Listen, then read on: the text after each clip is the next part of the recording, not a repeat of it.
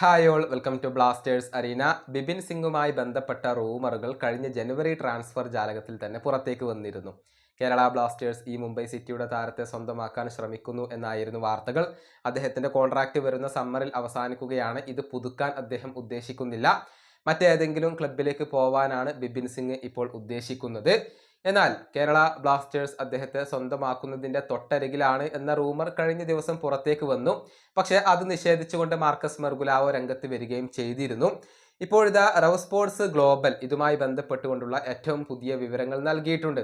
അതായത് കേരള ബ്ലാസ്റ്റേഴ്സ് അല്ല, നിലവിൽ ഈസ്റ്റ് ബംഗാളാണ് ബിപിൻ സിംഗുമായി ചർച്ചകൾ നടത്തുന്നത് എന്നാണ് റവ് സ്പോർട്സ് ഗ്ലോബൽ റിപ്പോർട്ട് ചെയ്തിട്ടുള്ളത്.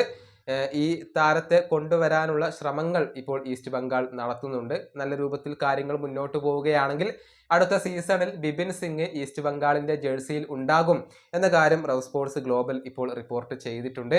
ഈസ്റ്റ് ബംഗാളിന്റെ നിലവിലെ ആ ഒരു പ്ലാനുകൾ നമുക്ക് എല്ലാവർക്കും അറിയാം. വലിയ തുകകൾ ചിലവഴിച്ചുകൊണ്ട് കൂടുതൽ മികച്ച താരങ്ങളെ കൊണ്ടുവന്ന് ടീമിനെ ശക്തിപ്പെടുത്തുക എന്ന ഉദ്ദേശത്തോടു കൂടിയാണ് ഈസ്റ്റ് ബംഗാൾ ഇപ്പോൾ ട്രാൻസ്ഫർ ജാലകത്തിൽ പ്രവർത്തിച്ചു കൊണ്ടിരിക്കുന്നത്.